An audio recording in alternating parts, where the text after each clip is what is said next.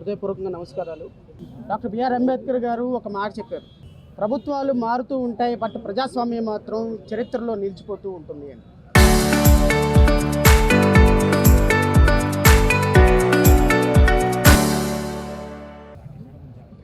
ప్రజాస్వామ్యం అంటే డెమోక్రసీయే. ప్రభుత్వాలు మారుతూ ఉంటాయి, ప్రభుత్వ పాలసీలు మారుతూ ఉంటాయి, బట్ రాజ్యాంగం మాత్రం ఎప్పటికీ మారకూడదు. రాజ్యాంగంలో హక్కులు మాత్రం ఎప్పటికీ మారకూడదు. ఈరోజు మాజీ మంత్రి గారిని,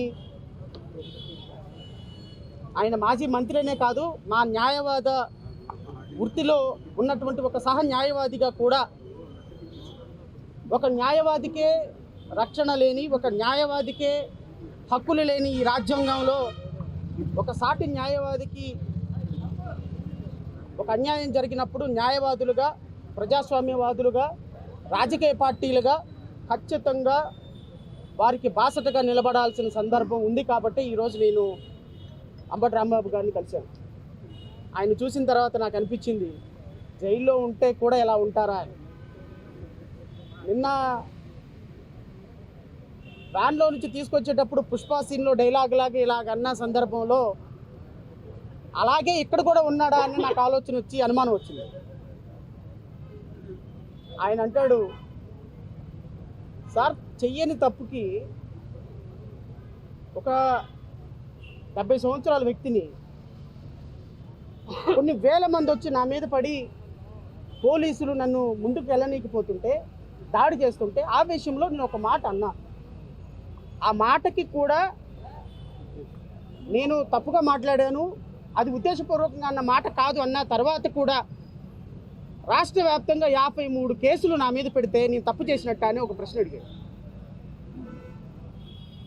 రాష్ట్ర వ్యాప్తంగా 53 కేసుల్లో సక్సెస్ఫుల్గా బెయిల్ తీసుకొని బయటకు వస్తుంటే 2023లో ఇంకో కేసు పట్టి మళ్ళీ లోపల పెట్టడం ప్రజాస్వామ్యం సార్ అని అడిగాడు. ఒక న్యాయవాదికే ఇలాంటి పరిస్థితి ఉంటే, ఒక మాజీ మంత్రి గారికి ఇలాంటి పరిస్థితి ఉంటే మరి సామాన్యుల పరిస్థితి ఏంటి సార్? మరి నేను ధైర్యంగా ఉండకపోతే మరి నాలాంటి వాళ్ళు కొన్ని కోట్ల మందికి నేను ఎలాగ రేపొద్దున సమాధానం చెప్పగలగనన్న మాటకి నేను ఆయన్ని చూడటానికి వచ్చినందుకు నిజంగానే కరెక్ట్ పర్సన్ని చూడటానికి వచ్చానేమో అనిపించింది నాకు. బికాస్ రాంబాబు గారిని ఈరోజు మనం ఒక వ్యక్తిగా కాదు, ఒక విక్టిమ్గా చూడాల్సిన సందర్భం. నేను మీడియా సోదరులందరినీ కూడా కోరుతున్నా, మీ ద్వారా రాష్ట్ర ప్రజలందరినీ కూడా అడుగుతున్నా, మరి ఒక మాట అన్న రాంబాబు గారిని ఈ రోజు నుంచి లోపల పెడుతుంటే మరి ఆయన ఇంటి మీద దాడి చేసి వేల మంది ఇనుప రాట్లతోటి మారణాదాయతో దాడి చేసి ఇల్లు మొత్తాన్ని ధ్వంసం చేసి ఇంట్లో ఉన్న పిల్లల్ని భయభ్రాంతులకు గురి చేసి, చిన్నపిల్లలకి రాజకీయాలతో సంబంధం లేని ఆడపిల్లల్ని, మన ఇంట్లో ఉన్న ఆడవారిని కూడా భయభ్రాంతులకు గురి చేసినటువంటి వ్యక్తుల్ని ముఖ్యమంత్రి చంద్రబాబు నాయుడు గారు ఎంతమందిని మీరు అరెస్ట్ చేశారు సార్? ఏమ్మా హోమ్ మినిస్టర్, ఎంతమందిని అరెస్ట్ చేశారమ్మా మీరు? పైగా ఈ దాడులు ఒక ఎమ్మెల్యే, ఒక మహిళా ఎమ్మెల్యే నేతృత్వంలో జరగటం ఒక్కసారి ఈ రాష్ట్ర ప్రజలందరూ గమనించమని కోరుతున్నాం. ఎందుకు మాలాంటి వాళ్ళు అందరూ సపోర్ట్ చేస్తాం? Is it not a state sponsored terrorism? Chandrababu Naidu గారు మీ మీద ఒక చిన్న దాడి జరిగితే రాష్ట్ర హింస, రాజ్య హింస అని గోల పెట్టి మీ మీడియా అంతా గోల పెట్టారే, మరి మీరు వచ్చి చేసిన పని ఏంటి సార్? 164 సీట్లు మీకు ఇస్తే ఈరోజు మీ మహిళా ఎమ్మెల్యే నేతృత్వంలో వేల మంది ఇంటికి వెళ్ళి మహిళల్ని, చిన్నపిల్లల్ని బెదిరించి కొడితే, తీసుకొచ్చి లోపల పడేస్తే, ఇష్టం వచ్చినట్టు కేసులు పెడితే, రెడ్ బుక్ రాజ్యాంగాన్ని అమలు పరుస్తానంటే రాజ్యాంగాన్ని కాపాడుకోవాలని చూసేటువంటి మా వాళ్ళందరూ చేతులు కట్టుకొని కూర్చోవాలా? రేపొద్దున జడా శ్రవణ్ కుమార్ ప్రెస్ మీట్లో మాట్లాడేటప్పుడు ఒక మాట దొర్లిన తర్వాత క్షమాపణ చెప్పా. నా మీద కూడా అంతే దాడి చేస్తారా? మా ఇంటి మీద కూడా అంతే వస్తారా? ప్రెస్ మీట్లో ఒక మిత్రుడు ఒక ప్రశ్న అడిగాడు, విలేకరులను కూడా అలాగే దాడి చేస్తారా? సో ప్రజాస్వామ్యంలో one should take responsibility towards others fundamental rights. ఈ రోజున న్యాయవాదులుగా ప్రజల హక్కుల కోసం పోరాడి, ప్రజల రాజ్యాంగం కోసం పోరాడేటువంటి వ్యక్తుల మీద ఈ విధంగా రెడ్ బుక్ రాజ్యాంగాన్ని అమలు పరుస్తుంటే రాష్ట్ర ప్రజలు ఆలోచించాల్సిన పరిస్థితి లేదా? నెయ్యి కల్తీ జరిగిందేమో మీ హయాంలోనా? శాంపిల్ టెస్ట్ చేసింది మీ హయాంలోనా? మీ హయాంలో వచ్చినటువంటి శాంపిల్ టెస్ట్లో పంది కొవ్వు, ఎద్దు కొవ్వు కలిస్తే అది గత ప్రభుత్వం హయాంలోనా? రాజకీయాలు చేయడానికి దేవుణ్ణి వాడుకుంటారా? పైగా ఊరు వాడ ఫ్లెక్సీలు వేస్తారా? ఆ ఫ్లెక్సీలు తీసేయడానికి వెళ్తున్న వ్యక్తి మీద దాడి చేస్తారా? దాడి చేసినటువంటి వ్యక్తి మీద ఈరోజు వాళ్ళ కేసులు పెట్టకుండా ఈరోజు వాళ్ళ కుటుంబ సభ్యుల మీద దాడి చేసి ఈయన్ని తీసుకొచ్చి లోపల పెడతారా? ఎక్కడికి వెళ్తున్నాం సార్ మనం? ఏం సందేశం ఇస్తున్నాం సార్ మనం? మహిళా హోమ్ మినిస్టర్ మీరేం సందేశం ఇస్తున్నారమ్మా? ఇంకొకసారి మళ్ళీ రిపీట్ అయితే ఈసారి గుంటూరులో మహిళలు కాదంట, రాష్ట్రం మొత్తం మహిళలు వచ్చి దాడి చేస్తారంట. ఆ ఎమ్మెల్యే గారు ఎంత అనుకుంటున్నారు? అధికారం అనేది వీళ్ళలాంటిది, తిరుగుతూ ఉంటుంది, ఎక్కడికి పోదు. నువ్వు అట్టు పెడితే అట్టున్నర పెట్టే రోజు ఒకరోజు వస్తుందమ్మా, కంగారు ఏం లేదు. అధికారం నీ దగ్గర ఆగిపోదు. మీ చంద్రబాబు నాయుడు సెలేసుకొని ముఖ్యమంత్రిగా ఉండడు, మీ నారా లోకేష్ 24 గంటలు మిమ్మల్ని కాపాడు. ఒకరోజు అధికారం చేంజ్ అవుతుంది, మనసు చేంజ్ అవుతుంది, మాట చేంజ్ అవుతుంది, యాటిట్యూడ్ చేంజ్ అవుతుంది. కంప్లీట్గా మీలో ప్రజాస్వామ్యం వచ్చేంత వరకు, రెడ్ బుక్ తోలు ఊడిపోయి బ్లూ బుక్ వచ్చేంత వరకు మీ తోలు విలిచి రోడ్డు మీద కూర్చోబెట్టే రోజు ఒకరోజు వస్తుంది, ఖచ్చితంగా వస్తుంది. అందులో డౌటే లేదు. ఎందుకంటే తప్పుగా స్కూల్కి వెళ్ళను నాన్న నేను మారాన్ చేసేవాడికి 4 దెబ్బలు కొట్టి కూర్చోబెట్టినట్టుగా రెడ్ బుక్ రాజ్యాంగం పట్టుకునేవాడికి ఆ రెడ్ బుక్ తాట తీసి బ్లూ బుక్ తాట వేసే రోజు ఒక రోజు వస్తుంది. ఆ వచ్చే రోజు కోసం మాలాంటి వాళ్ళందరం కూడా పనిచేస్తాం. సో అల్టిమేట్గా నేను చెప్పేది, ఒక పార్టీగా వైఎస్ఆర్సీపీ లాంటి ఒక పార్టీలో ఉన్నటువంటి వ్యక్తికే ఇలాంటి పరిస్థితి వస్తే రేపు మాలాంటి చిన్న పార్టీలకు మాట్లాడేటప్పుడు మాలాంటి చిన్న పార్టీలకి భరోసా ఉండదు. కాబట్టి ఖచ్చితంగా ప్రజాస్వామ్య దేశంలో ప్రతిపక్షాలన్నీ ఒకరికొకరు కలిసి పనిచేయాలి. ప్రజాస్వామ్యంలో ప్రతిపక్షాలన్నీ కలిసి పాలకపక్షం మీద పోరాటం చేయాలి. It is called democracy. So ఈ డెమోక్రసీని గౌరవించి జేబీఎంరావు భారత్ పార్టీ అధ్యక్షుడిగా మా పార్టీ కేడర్ అంతా కూడా ఖచ్చితంగా అంబటి రాంబాబు గారికి బాసటగా నిలుస్తాం, వాళ్ళ కుటుంబానికి బాసటగా నిలుస్తాం. తప్పు చేయని వ్యక్తిని జైల్లో వేసే సిస్టమ్ని ఎవరు చేసినా ఖచ్చితంగా ఆ వ్యక్తుల ప్రాథమిక హక్కుల కోసం నిలబడతాం. అంబటి రాంబాబు గారు విడుదలయ్యేంత వరకు పోరాడతాం. ఖచ్చితంగా వారి కుటుంబానికి బాసటగా ఉంటాం. రాష్ట్రంలో ఇలాంటి సమస్యల మీద ఎలుగెత్తి పోరాటం చేయటంలో మా సహకారం ఎప్పటికీ ఉంటుందని నేను మీ అందరికీ తెలియజేస్తూ, మరి ఈరోజు ఇక్కడికి వచ్చేసి మరి అంబటి రాంబాబు గారికి వారికి భరోసాగా నిలబడినటువంటి ప్రతి ఒక్కరికి కూడా నేను కృతజ్ఞతలు తెలియజేసుకుంటూ, నాకు అవకాశం ఇచ్చినటువంటి మీడియా సోదరులకి మిత్రులకి అందరికీ కూడా మరొకసారి జై హింద్. Thank you so much. Sir గడగడలాడించటాలు, తర్వాత రోడ్ల మీదకు తీసుకెళ్ళి కొట్టటాలు అది పెద్ద చౌరత్వం వీరత్వం కాదు సార్.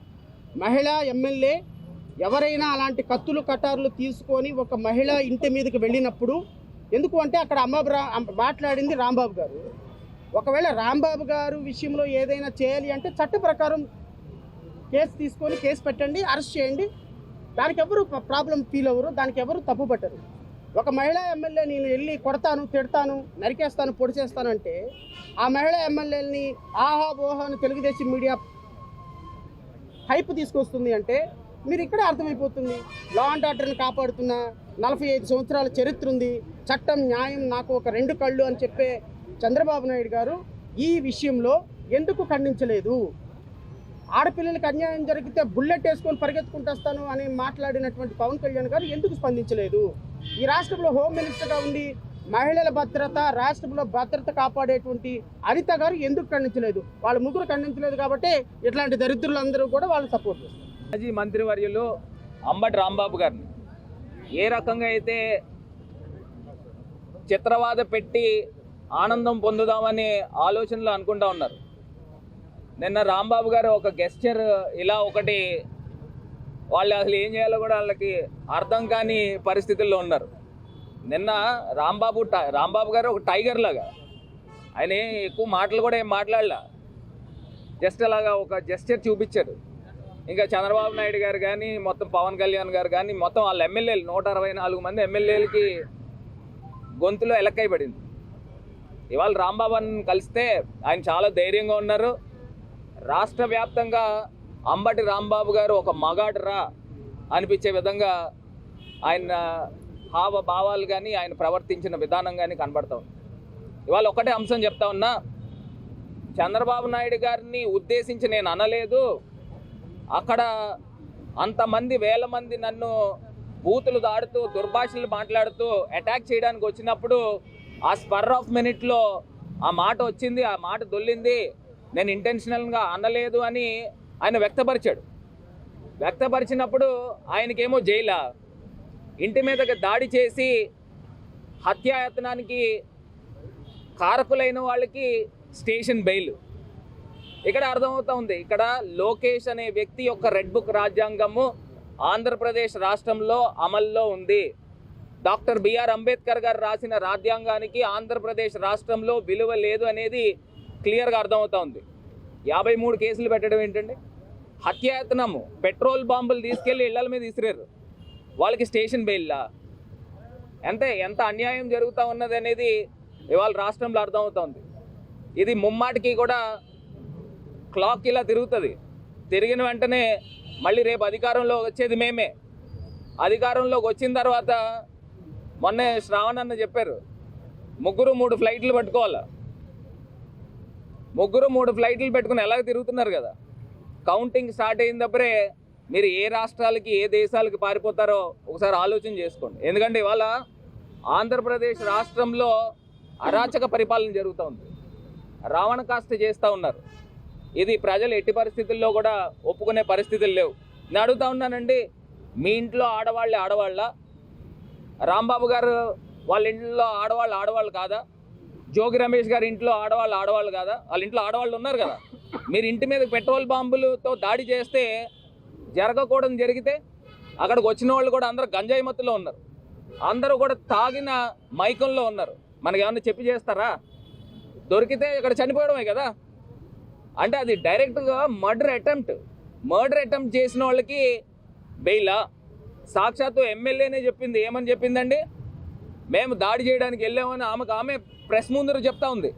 అంటే దానికి అర్థం ఏంటి? అంటే మీకు రాజ్యాంగం లేనట్టే కదా. రాష్ట్రంలో పోలీస్ డిపార్ట్మెంట్ ఏం చేస్తున్నారండి? తెలుగుదేశం కార్యకర్తల చేతుల్లో రాడ్లు కత్తులు పట్టుకుని ఉంటే వాళ్ళకి ప్రొటెక్షన్ చేస్తున్నారు, వాళ్ళకి ఎస్కాట్ చేస్తూ ఉన్నారు.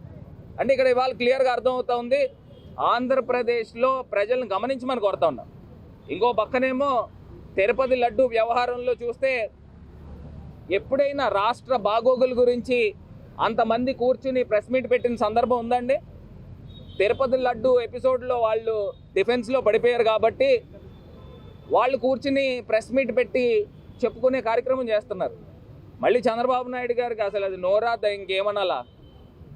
ఆయన తీసుకొచ్చి బాత్రూంలో వాడే యాసిడ్ వాడారని అంటే రాజకీయాలకి మేము ఎంతకైనా దిగజారిపోతామనేది ఇవాళ అర్థమవుతోంది. ప్రజలు కూడా ఎవరు హర్షించరండి, ఈ మంచి పద్ధతులు కాదు. ఇప్పుడే శ్రావణ్ గారు చెప్పినట్టు కూడా ఆ శాంపిల్స్ ఎప్పుడు తీసుకున్నారు? తెలుగుదేశం హయాంలో మీ గవర్నెన్స్, మాది గవర్నమెంట్ ఎప్పుడైతే ఆ ఎలక్షన్ కోడ్ వచ్చింది మార్చిలో వచ్చింది, ఈ శాంపిల్స్ తీసుకున్నది జూలైలో. అంటే 4 నెలలు కాల వ్యవధి మీరు ఆల్రెడీ గవర్నెన్స్లో ఉన్నారు.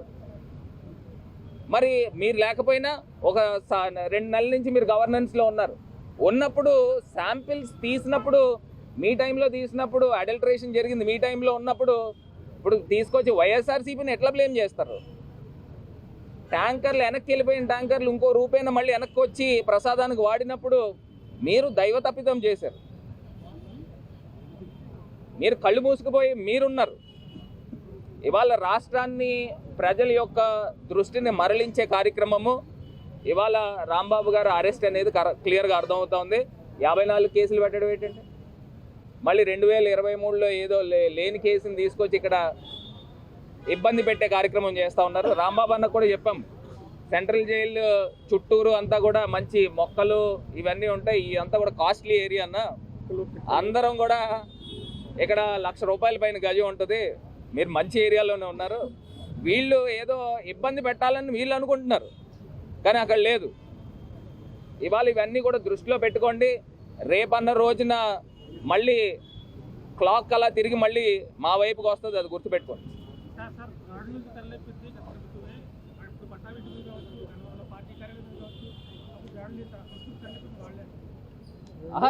నేను అంటా ఉన్నానండి, ఇప్పుడు ఆ రోజు ఏదైతే ఘటనలు జరిగినప్పుడు ఆ రోజు క్లియర్గా ఈ పెట్రోల్ బాంబులు లేకపోతే కత్తులు కటార్లు తీసుకెళ్ళి ఎవరి మీద దాడులు చేయలేదే.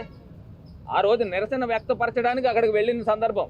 ఇప్పుడు పట్టాభి గారు కూడా ఆ రోజు మాట్లాడిన మాట ఏంటి? పట్టాభి అన్నవాడు పర్పస్ఫుల్గా మాట్లాడాడు. ఇక్కడ స్పర్ ఆఫ్ మినిట్లో దాడి చేయడానికి వచ్చిన వాళ్ళని తిరిగి రిటాలియేట్ చేస్తూ మాట్లాడిన మాట. అంటే ఆన్ పర్పస్ మాట్లాడిన దానికి స్పర్ ఆఫ్ మినిట్లో వచ్చిన దానికి తేడా ఉంది, చాలా తేడా ఉంది. ఇది ఆన్ పర్పస్ ఆ రోజు పట్టాభి అనే వ్యక్తి బోస్డికే అనే పదం వాడి ఆయన ప్రవోక్ చేసే కార్యక్రమం ఆ రోజు జరిగింది.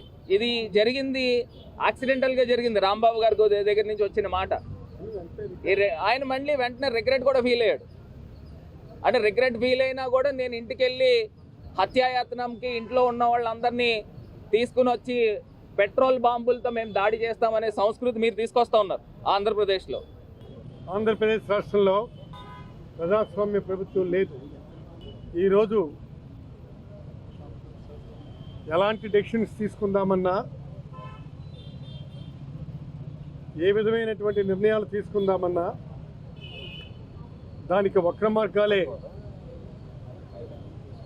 వక్రమార్గంగా చూపిస్తున్నారు. అంతేకాదు ఇవాళ రాష్ట్రంలో ఎక్కడ చూసినా గృహదహనాలు, లాఠీ చార్జీ, లూటీలు ఇవన్నీ విపరీతంగా జరుగుతున్నాయి. దీనికి ప్రధానమైనటువంటి కారణం ఏంటో మీ అందరికీ తెలుసు. రెడ్ బుక్ రాజ్యాంగం అటు ఇది ఎలా రెడ్ బుక్ రాజ్యాంగమో నాకైతే అర్థం కావటం లేదు. మీరైనా అర్థం చేసుకోవాలి. ఈ రాజ్యాంగం ఎక్కడ తీసుకెళ్తుందో తెలియదు. అసలు ప్రభుత్వం అంటే ఏమిటి? ఇవాళ ప్రభుత్వం మీరెంతో ఉద్ధరిస్తారని, మీరెంతో న్యాయం చేస్తారని ప్రభుత్వం మీ చేతికిచ్చారు. అంటే అలాంటిది మీరేం చేస్తున్నారు? మీరు ఎక్కడ పడితే అక్కడ, ఎవరిని పడితే అక్కడ మీ ఇష్టం వచ్చినట్టుగా, మీ ఇష్టానుసారంగా బిహేవ్ చేస్తున్నారు. అందుకే నేను అడుగుతున్నాను, ఇవాళ అంబటి రాంబాబు గారిని అరెస్ట్ చేశారు. ఏ కారణంతో అరెస్ట్ చేశారు మీరు చెప్పాలి. మీరు చెప్పాల్సినటువంటి అవసరం ఉంది అంటున్నాను. ప్రజాస్వామ్యంలో మీరు చాలా ఉన్నతమైనటువంటి పాత్ర నిర్వహిస్తున్నారు. కాబట్టి మీరే చెప్పాలి ఇది ఎందుకు ఆయన అరెస్ట్ చేశారు. అలాగే మన జోగి రమేష్ని మీరు అరెస్ట్ చేసి విడుదల చేశారు. తర్వాత ఇళ్ల మీదకి పెట్రోల్ బాంబ్స్ ఇస్తారు, పెట్రోల్ బాంబ్స్తో దాడి చేశారు. ఈ విధమైనటువంటి పరిస్థితుల్లో వాళ్ళ నాన్నగారు ఉన్నారు, చాలా ఏజ్. ఆయన ఏమైనా అయితే దానికి బాధ్యత ఎవరు వహిస్తారు? ఈ గోండాల, రౌడీల, ఈ ప్రభుత్వమా? ఎవరు దీనికి బాధ్యత వహిస్తారు? ఇలాంటి పరిస్థితుల్లో ప్రభుత్వాలు ఉంటే చాలా మనుగడ కష్టం. అందుకే మేము చెప్తున్నాం, మీరేం చేయాలనుకున్నా, ఏం చెందాలనుకున్నా మీరు చాలా స్పష్టంగా ముందుకొచ్చి చెప్పండి. అంతేగాని ఈ విధమైనటువంటి నిర్ణయాలు చేయడం కరెక్ట్ కాదు. ఇవాళ రాంబాబుని చూడటానికి వెళ్ళాను. ఆయన హ్యాపీగా ఉండదు. ఆయన హ్యాపీగా ఉన్నారా? మీరు చెప్పాలి. మీరు కూడా వెళ్ళి ఒకసారి చూడండి. ఆయన సరదాగా జోక్స్ చేస్తారు, కానీ ఆ జోక్స్ వెనుకున్నటువంటి మనోవేదన మనం అర్థం చేసుకోవాలి కదా. ఈ విధమైనటువంటి పరిస్థితి పన్నెండు జరగాలి. తర్వాత అక్కడ మన శివరెడ్డి భాస్కర్ రెడ్డి, ఆయనకి ఇన్నేళ్ళు ఉంచి విడిచిపెట్టారు. తర్వాత ఇక్కడ మన విడుదల రజని, తర్వాత ఇక్కడ మన బ్రహ్మనాయుడు, వీళ్ళందరి మీద ఏమిటి అసలు? ఇది ప్రభుత్వమా, రాక్షసత్వమా? ఈ ప్రభుత్వానికి ఏమైనా సరే హద్దు పద్దు ఉందా? ఇది సరైనటువంటి పద్ధతి కాదని చెప్తున్నాను. మీకు ఏమైనా అలాంటి అవకాశం ఉంటే మీరు ఇంకో విధమైనటువంటి చేయండి. ఈ విధమైనటువంటి అరాచకత్వంతో మీరు రాజ్యాన్ని చేస్తారా? No, this is not correct.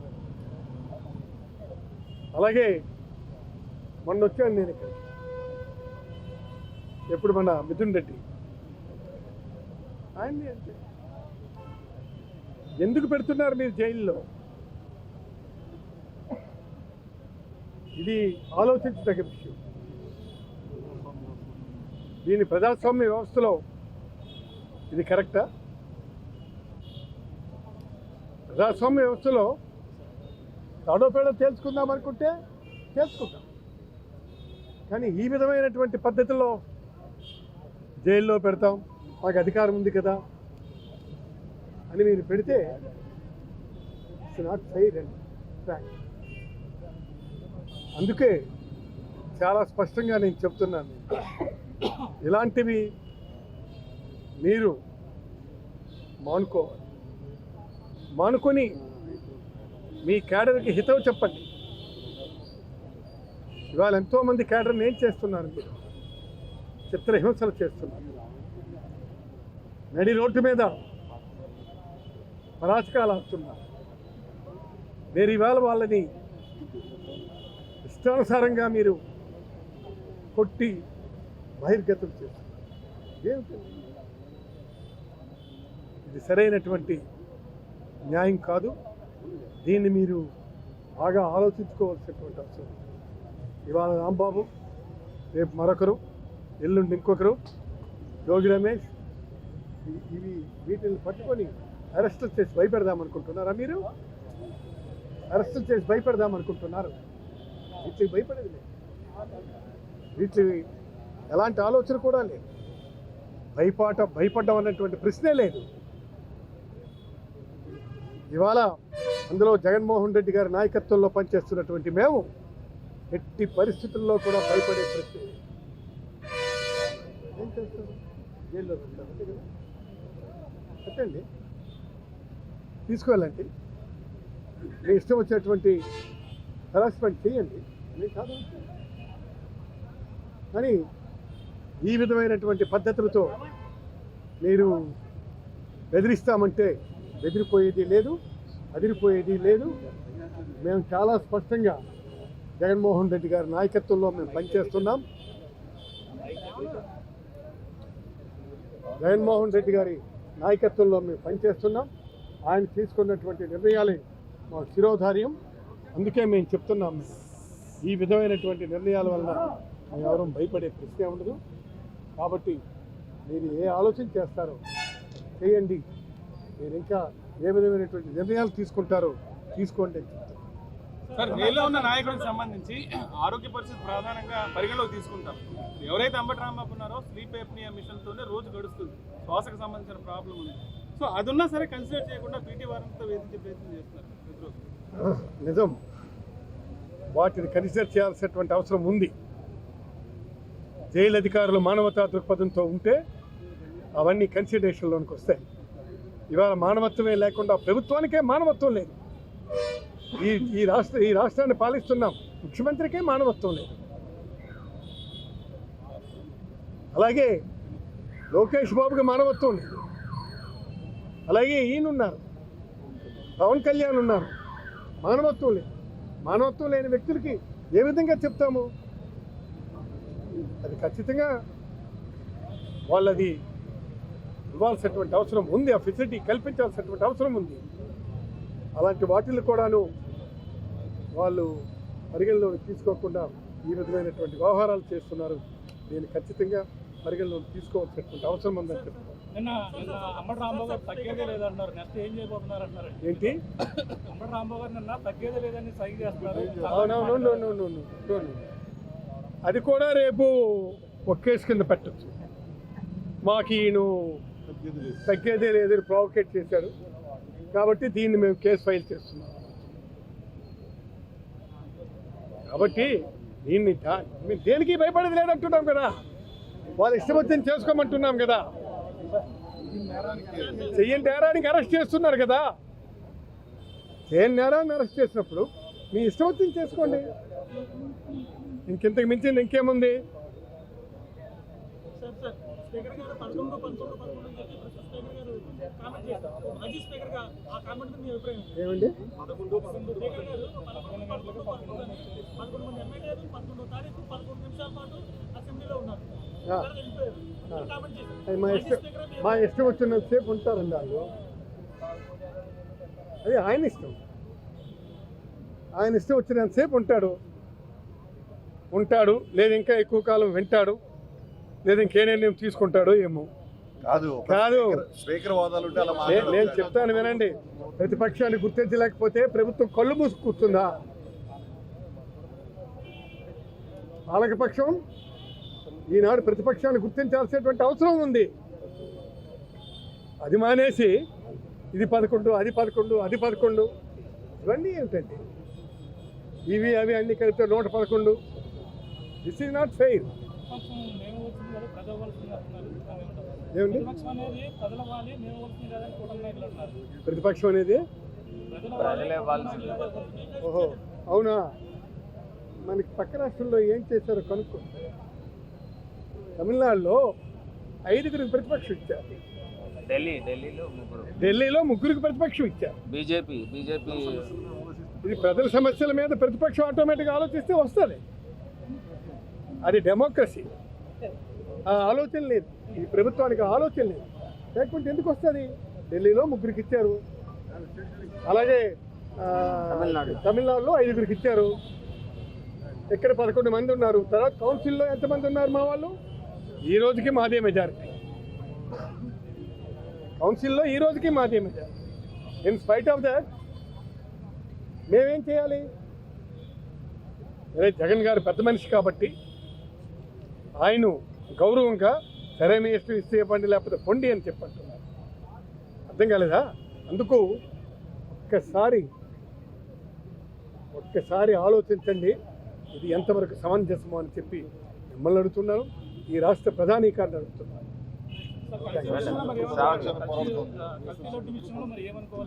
అన్ని క్వశ్చన్లు శ్రావణ్ గారు కూడా కల్తీ విషయంలో ఈవేళ వాళ్ళు అది ఆఫ్ చేయాలి. మేము ఈరోజు చాలా క్లియర్గా ఉన్నాం కదా. మేము ప్రజల పక్షాన్ని ఎప్పుడూ పోరాడతాం. కల్తీ విషయంలో అది ఏం చేయాలి? లాజికల్గా వాళ్ళే ఏదో ఒక లాజిక్తో అది క్లోజ్ చేసి ఆఫ్ చేయాలి. లేకపోతే మేము ఖచ్చితంగా కంటిన్యూస్ ఆర్గ్యుమెంట్ ఉంటుంది. ఇది జగన్ గారు కానీ ఆయన ఫాలోవర్స్గా మేము కానీ దీన్ని విడిచిపెట్టే ప్రశ్నే లేదని. Local to global news at your finger tips. మీ చేతిలో ఒక ఆయుధం. Download Raw TV app. Media legend Ravi Prakash is back.